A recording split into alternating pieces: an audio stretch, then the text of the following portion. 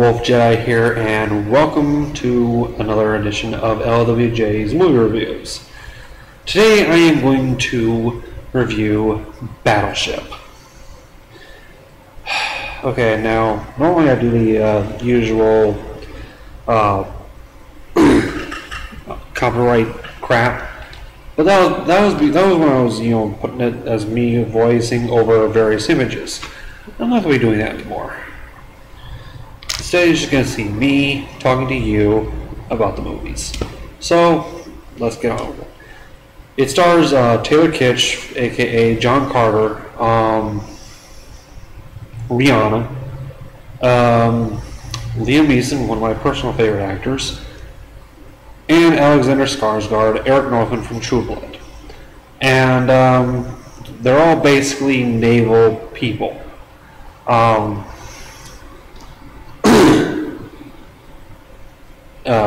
Taylor Kitsch was one of those guys who always got in trouble kind of people.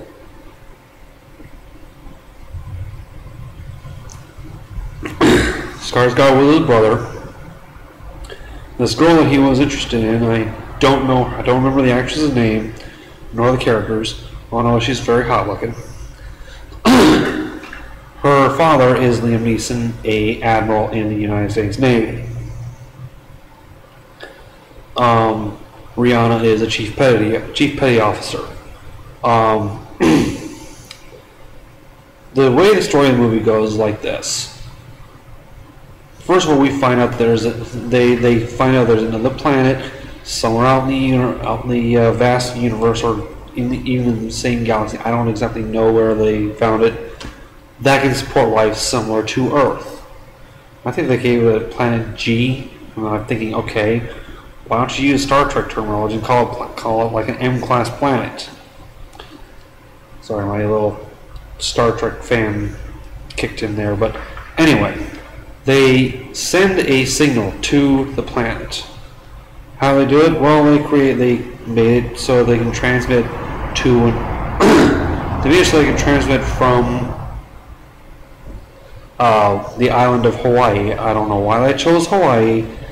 They could have, broadcast from like one of the highest points in the world or wherever, and that would have actually been Mount Everest.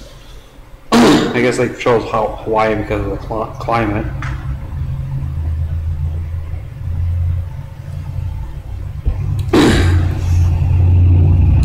But then they every so often whenever the satellite would come in range, they would shoot a normal strength version of the transmission to the satellite. The satellite would enhance that transmission straight to the planet. Well, certain years later, there was a response. 5 ships inbound. 5 alien ships inbound. One hits a satellite and pretty much gets destroyed. Takes out parts of Hong Kong. The rest land in the Pacific Ocean just outside of Hawaii. Liam Neeson is sent to. Actually, no. Liam Neeson, the admiral, is engaged in these naval war game kind of things with the Japanese. They go out to do this, and they find out, okay, there's actually something that landed in the water, and it was nothing Japanese or anything like that. Well, let me backtrack here. Taylor Kitsch is a character who's gets into trouble a lot. Finally, his brother has enough. He tells him, "You're joining the Navy. That's it. Nothing. No more bullshit here." And I'm thinking, okay, wow. Alexander Skarsgård is actually a nice guy in this movie. He is. I mean, because Eric Northman's a dick. Even though I love him in True Blood, Eric Northman in True Blood, he's a dick. And I saw another movie with Skarsgård, Straw Dogs. He was the ass in that movie. Okay. Now in this one, he's actually a nice guy, but he he is the commander of one of the destroyers, the Samson, and his brother was I think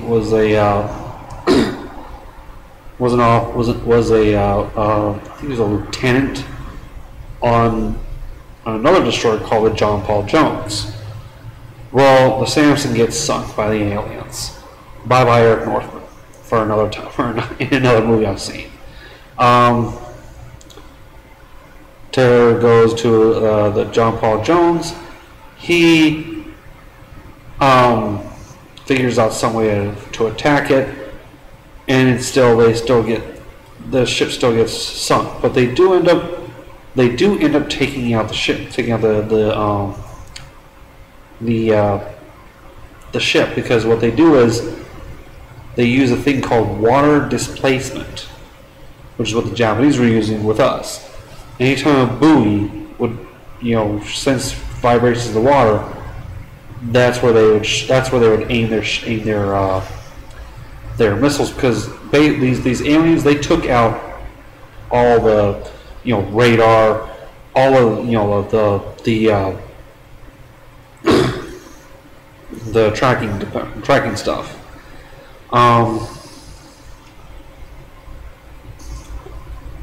Then they actually figure out that there's another vessel, a larger, like the main command vessel of the aliens, and it's right outside of Hawaii. Well, they realize, okay, we need a ship. What's docked in Hawaii's Pearl Harbor but the USS Missouri? Good old Mighty Mo, as they call her. And the ship is still a museum ship. They bring that ship out of retirement just to do this one bit. This is where I kind of got a little, this is really stupid kind of thing. First of all, the old people were doing the whole. Even though Taylor Kitsch was kind of commanding, the old people were running the ship. Okay, this was like, and when they were starting up the Missouri, you hear AC/DC's Thunderstruck, and I'm like, if there is any song that does not belong anywhere, it's that. Okay. Anyway, they take out the ship. The U.S. basically saves the world from whatever invasion, and I'm like, okay. First of all, the way they figure out how to defeat them is just stupid. Okay, apparently they do not like direct sunlight. Oh man, I'm like, really? I'm sorry. Whoever wrote this just didn't do a good job.